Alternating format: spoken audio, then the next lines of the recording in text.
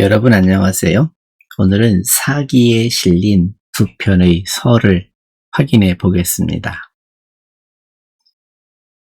오늘 내용의 핵심은 확인하지 않은 것은 믿지 않는다. 높은 산은 우러러 쳐다본다. 오제 본기와 공자 세가의 서문을 한나라 때 사마천이 쓴 사기를 통해서 살펴보는 시간입니다. 오늘의 질문입니다. 한 번의 검색으로 얻은 답을 다시 걸어서 확인해 본 적이 있는가? 2000년 전 사마천은 검색이 없던 시대에 두 발로 직접 다니면서 검색을 했습니다. 오늘 그가 걸었던 두 개의 길을 함께 따라가 봅니다. 사마천이 남긴 첫머리의 다짐입니다. 지은이는 사마천, 사기를 지은 한나라의 역사가로 발로 확인하지 않은 것은 쓰지 않았다라는 겁니다. 오제 본기 서문은 다섯 임금의 진실을 찾아 곤륜산, 탕록, 동해, 장강까지 두 발로 직접 걸어 다니며 확인해서 썼다고 하고, 공자 세가의 서문은 벼슬 없이 성인이 든 공자의 사당 앞에서 사마천이 느낀 우러러 봄의 기록이라고 합니다. 확인하지 않는 것은 믿지 않는다. 사마천이 다섯 임금의 진실을 찾아서, 다섯 임금이 오제입니다. 오제. 서쪽으로는 곤륜산을 찾아가서 황제가 살았던 흔적을 찾아보고, 북쪽으로는 다섯 임금의 자취를 찾아서 탕록 땅을 돌아다녔고, 동해 바닷가에 가서는 걸음을 멈추지 않은 채 남쪽으로는 장강과 회수까지 배를 타고 남쪽 물길을 따라서 확인을 했다고 합니다. 그래서 춘추나 국어라는 역사책에 발로 모은 이야기를 옛 글과 다시 맞춰서 썼다고 합니다. 그렇게 해서 쓴 책이 사마천이 쓴 오제 본기라는 글입니다. 원문 한 자락을 살펴보겠습니다. 비, 호학, 심사, 심지기의, 호, 난, 미, 천견, 과문, 도야라. 호학, 심사가 아니라, 그죠? 배우기를 좋아하여 깊이 생각하고, 마음으로 그 뜻을 알지 못한다면 비, 호학, 심사, 심지기의 여기까지 걸리네요. 비자가 배우기를 좋아하고 생각이 깊고 심지, 마음으로 알아차리고 마음으로 그 뜻을 알아차리지 않는다면 고, 난, 위, 천견, 과문, 도야라. 얕은 견문과 좁은 지식으로는 그 도리를 말하기 어렵다.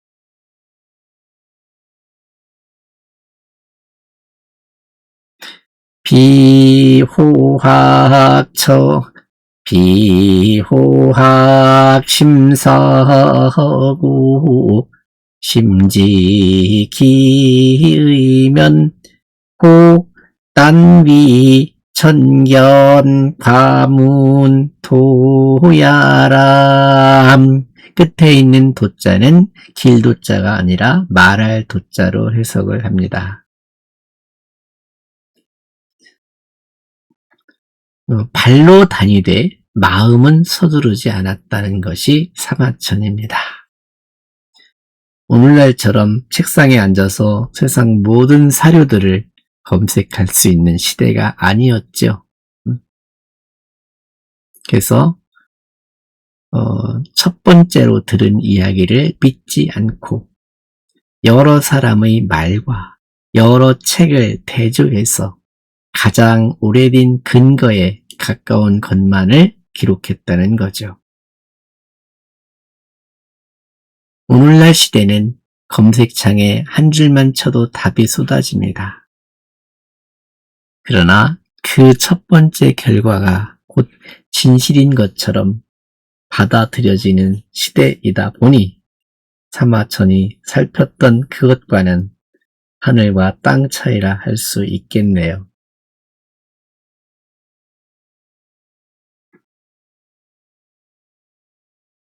과연 그대는 오늘 무언가를 확신하기까지 몇 개의 출처를 확인하고 몇 번의 질문을 되묻고 그 답을 확인했는지, 사마천이 오제 본기를 썼던 그 길처럼 다시 한번 걸어보는 것은 어떨까요?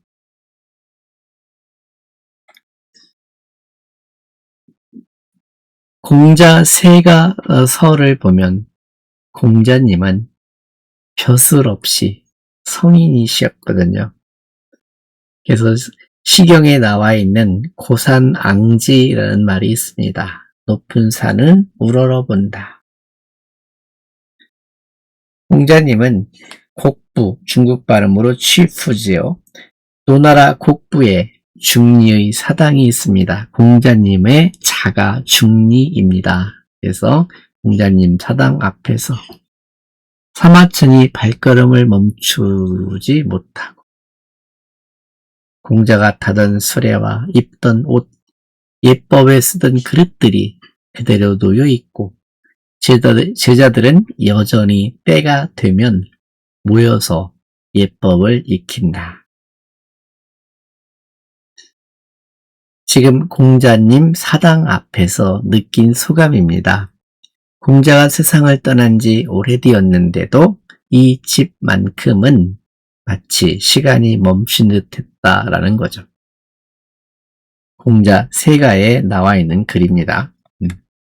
원문 한 자락을 보겠습니다. 고산앙지 경행행지, 끝에 있는 지자는 그칠 지자로 쓰여 있지만 사실은 문자 맞추는 거에 불과합니다. 고산앙, 높은 산은 우러러보고 빛나는 행실은 따라서 행한다라는 뜻입니다. 그래서 공자님을 높은 산처럼 우러러보고 공자님의 빛나는 행실을 나도 따라 걸어가고 싶다, 그런 말이죠.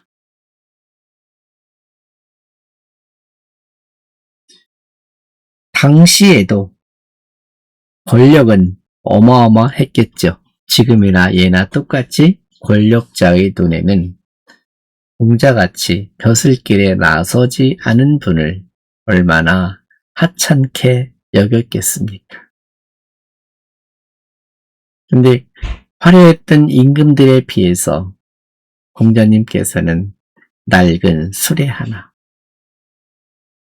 벼슬도 없고 넓은 봉토도 없이 평범한 옷 한 벌로 평생을 살았던 공자님, 그런 그의 가르침이 10여 세대를 건너 지금까지 전해지고 있습니다. 권력을 쥔 사람은 그 사람이 없어지면 그 권력도 사라집니다. 하지만 가르침을 쥔 사람은 그 가르침이 사라진다 해도 사람이 죽어도 그 가르침의 흔적, 가르침의 내용, 핵심이 살아남아 있습니다. 질문입니다. 지금 그대에게도 이런 산이 있는가? 지금 마음속에 우러러보는 존재가 있는가? 내가 그분을 따라가지 못해도 자꾸 마음이 끌리는 사람, 존경에 맞지 못하는 사람, 따라잡지 못해도 자꾸 그 길을 따라 걷고 싶게 가르침을 주신 분이 있을까요? 누구나 지위가 높으면 높을수록 좋다 하고 재산이 많으면 많을수록 좋다 하지만 그 무엇이 그대의 삶에도 변함없는 것이 있을까라는 질문을 해봅니다. 그런 측면에서 저 단사는 너무너무 행복한 사람입니다. 요즘처럼 AI 시대에 AI가 자료들을 정리해주고 그러면서도 제 마음속에는 늘 존경하는 공자님이 계시고 율곡 선생이 계시고 수많은 선현들의 흔적을 볼 수 있는 눈이 있기 때문입니다. 참 행복한 사람 맞지요? 네, 다음 시간에는 더 좋은 내용으로 여러분을 찾아오겠습니다. 감사합니다.